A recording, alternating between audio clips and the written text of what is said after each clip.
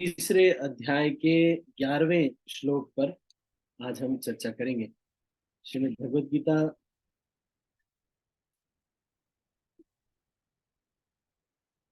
श्रीमद् भगवद गीता तीसरा अध्याय 11वां श्लोक आज हम चर्चा कर रहे हैं। तो मैं इसको पढ़ता हूँ, आप इसको मेरे साथ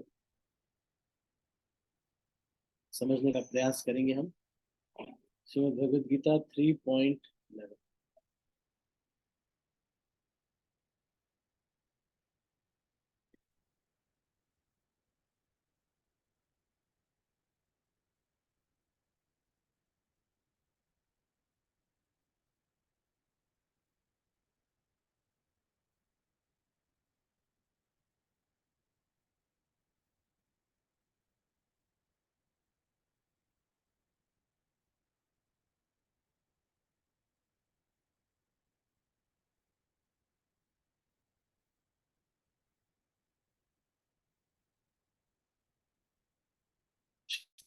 भगवद गीता तीसरे अध्याय के 11वें श्लोक को हम पढ़ रहे हैं।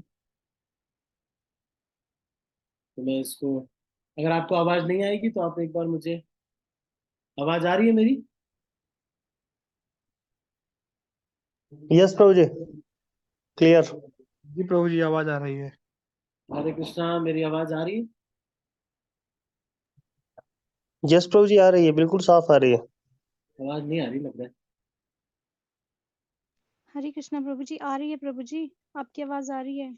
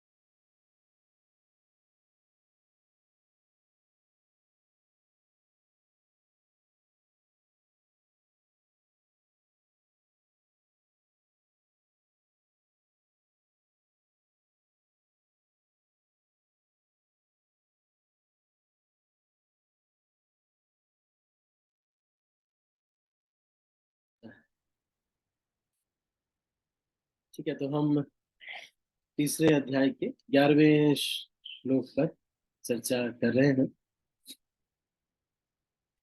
तो ये जो अध्याय है कर्मयोग, इसमें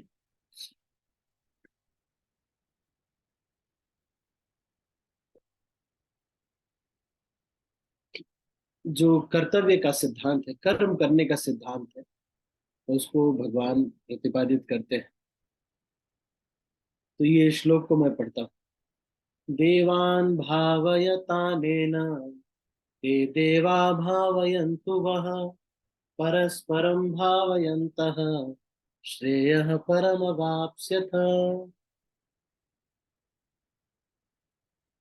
यज्ञों के द्वारा प्रसन्न होकर देवता तुम्हें भी प्रसन्न करेंगे, और इस तरह मनुष्यों तथा देवताओं के मध्य सहयोग से सबों को संपन्नता प्राप्त होगी। देवतागण सांसारिक कार्यों के लिए अधिकार प्राप्त प्रशासक है। तो अब इसके ऊपर चर्चा करते हैं, थोड़ा एक एक जो लाइन है इसके ऊपर हम थोड़ी चर्चा करेंगे। आप में से कोई बता सकता है कि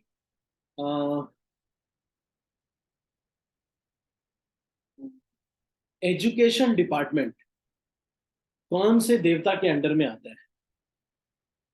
जैसे एजुकेशन मिनिस्ट्री के इंचार्ज है कोई, है ना? नहीं, उसी तरह से अगर भगवान की गवर्नमेंट में देखा जाए तो एजुकेशन डिपार्टमेंट कौन से देवता के अंडर में है? पढ़ाई लिखाई का डिपार्टमेंट हरे कृष्णा कोई प्रभु बता जी, सकता है? सरस्वती माता। हाँ, सरस्वती देवी के अच्छा, तो फिर हम्म, हाँ, चलो, Prabhu ji law and order. हाँ, बोलिए बोलिए।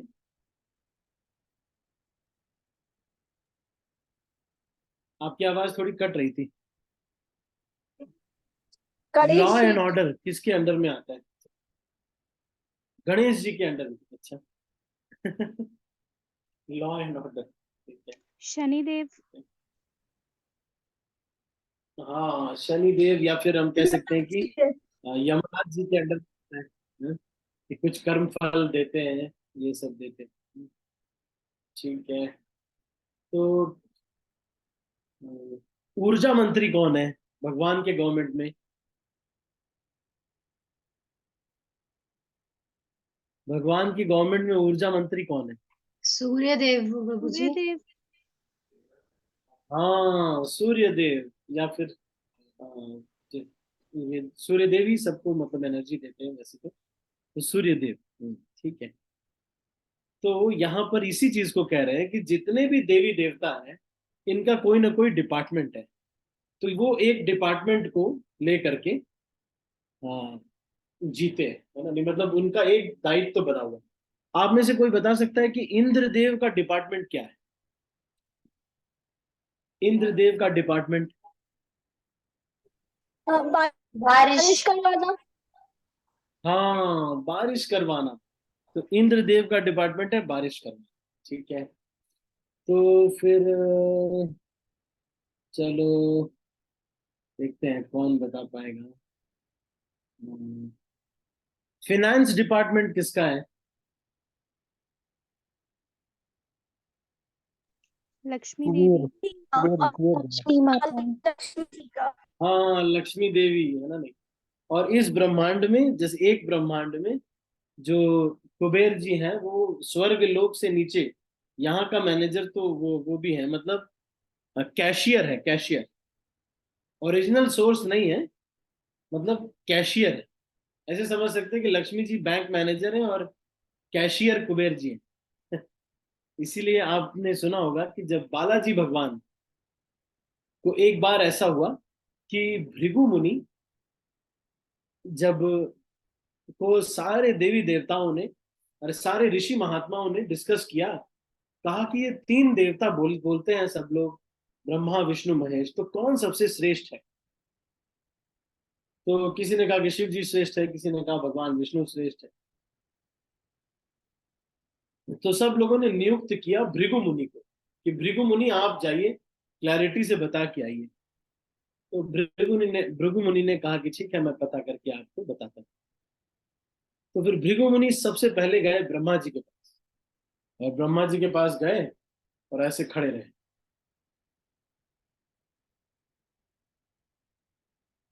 तो ब्रह्मा जी को लगा कि अपना बेटा आया और जो है ज्यादा वैल्यू नहीं कर रहा है, प्रणाम नहीं कर रहा है, हैं? नाराज हो गए ब्रह्मा जी।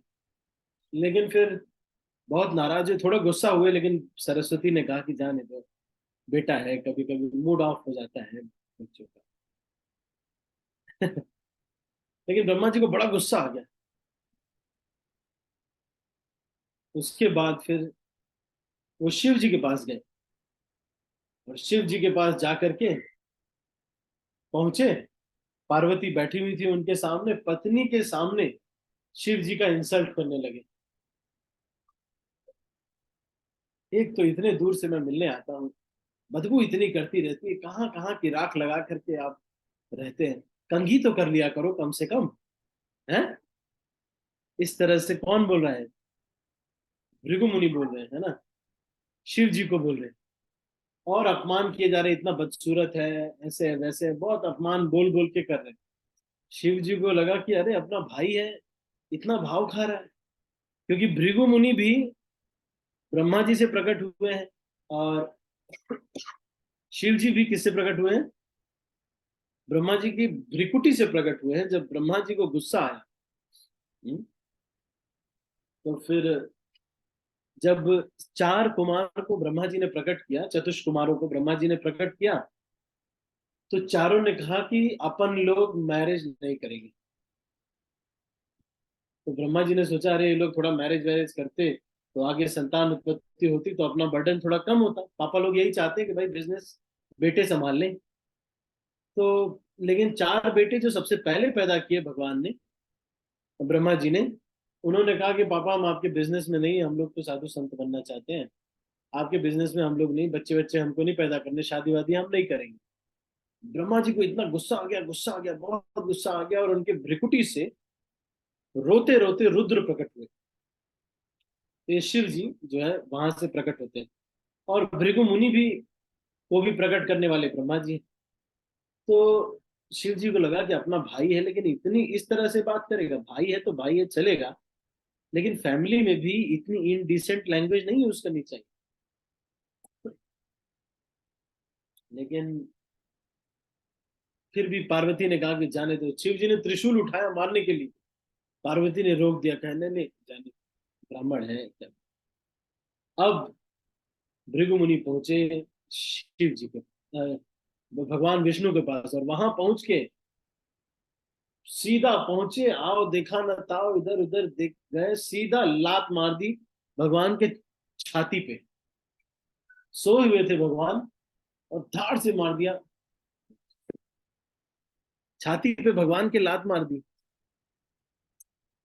भगवान ने भृगु मुनि का चरण पकड़ लिया और कहा कि अरे मेरा थोड़ा छाती हार्ड है, आपका पैर में थोड़ा लग गया होगा, I am sorry, I am really sorry.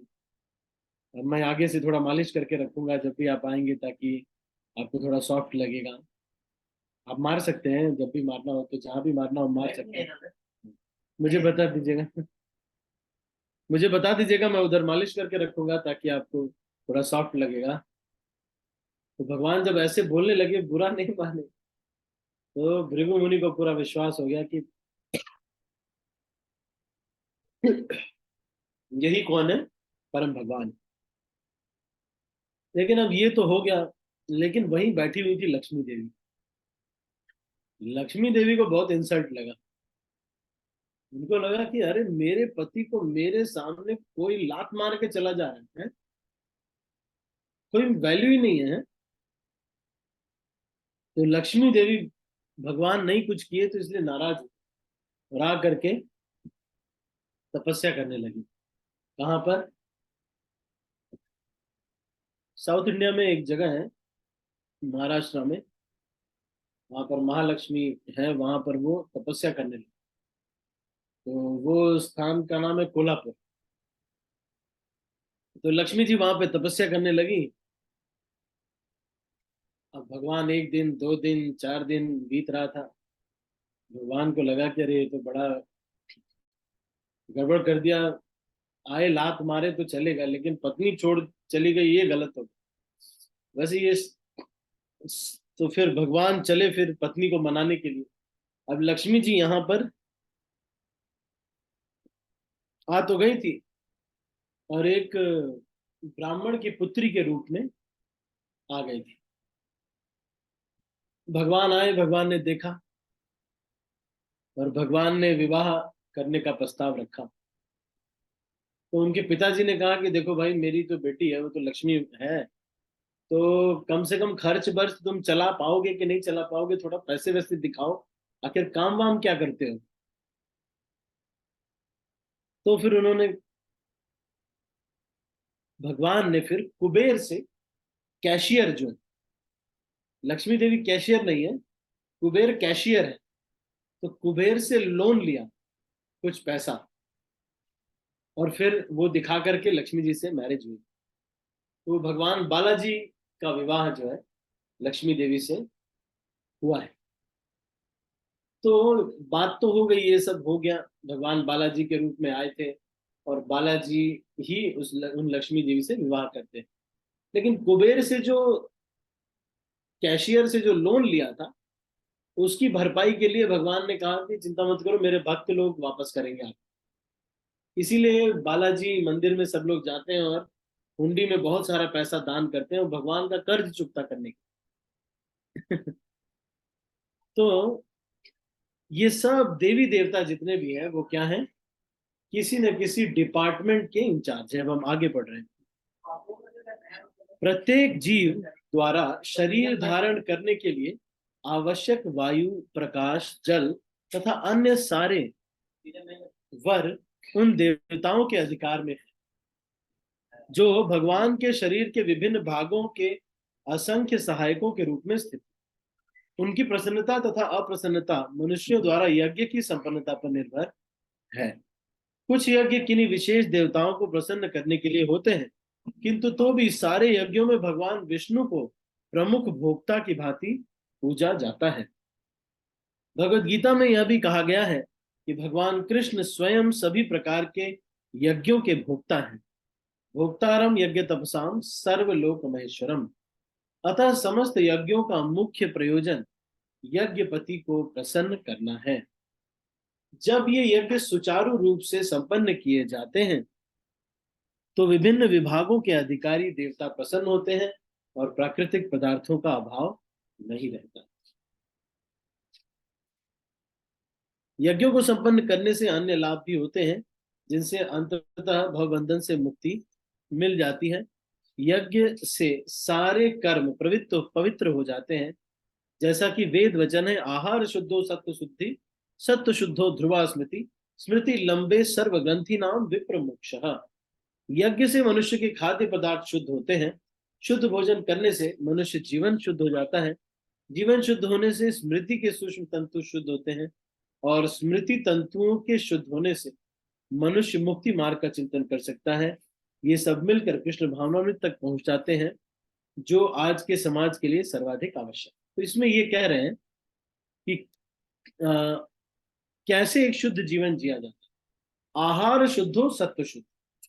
अपने कान से, आंख से, नाक से, मुख से जो भी भोजन हम करते हैं, जो भी ग्रहण हम करते हैं, वो अगर शुद्ध होगा तो आपका सत्व शुद्धि हो जाएगी। सत्व शुद्ध हो ध्रुवा स्मृति, फिर आपकी जो स्मृति है वो हमेशा भगवान की स्मृति बनी रहेगी। तो अगर आपको भगवान वाली चीजें याद ज्यादा रखनी है तो क्या करना चाहिए? आंख से, कान से, नाक से गंदगी नहीं डालना है। गंदगी का मतलब यूट्यूब का वीडियो नहीं डालना है आंख से, या फिल्म के गाने नहीं डालने। जैसे ही डालेंगे तो क्या होगा? जैसे ही ये सब गंदगी डालेंगे तो क्या होगा? आहार अशुद्ध हो, स्मृति नहीं रह जाए, एग्जैक्ट टाइम पे याद नहीं आएगी।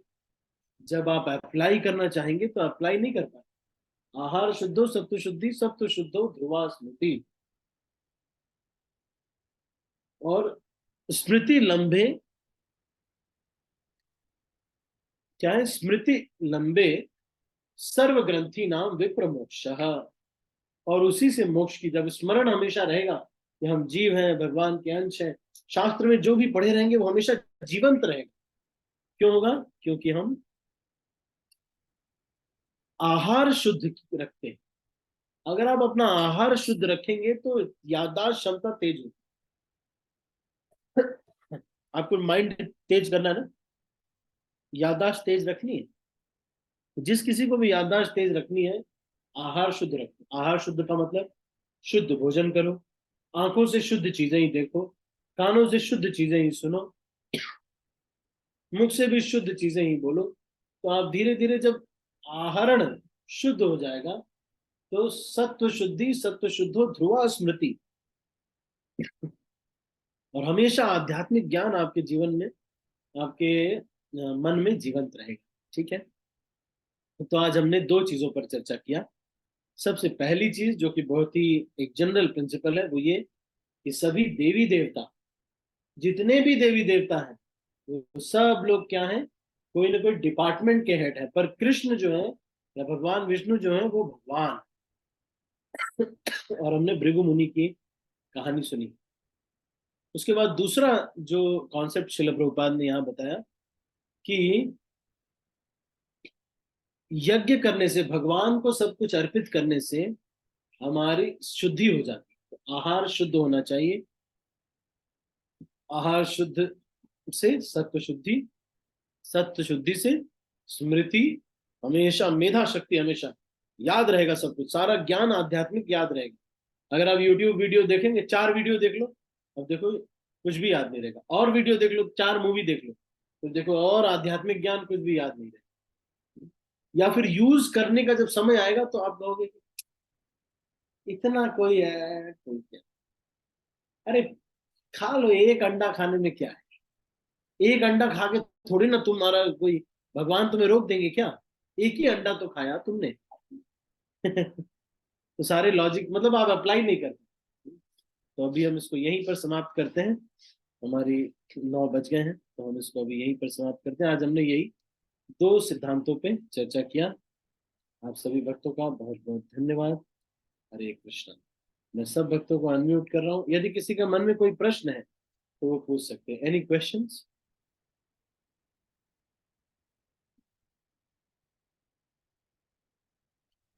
ठीक है, तो कोई प्रश्न नहीं है, हम इसको अभी यहीं पर क्लोज कर रहे हैं। आप सभी भक्तों का बहुत बहुत धन्यवाद। हरे कृष्णा।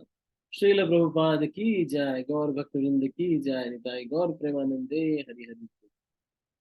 मैं सब भक्तों को अनम्यूट कर रहा हूँ और फिर इस मीटिंग को क्लोज कर। हरे कृष्ण। हरे कृष्णा प्रभु हरे जी, कृष्णा दंडवत प्रभु। प्रणाम। हरे कृष्णा प्रभु जी। हरे कृष्णा प्रभु जी। हरे कृष्ण प्रभु जी।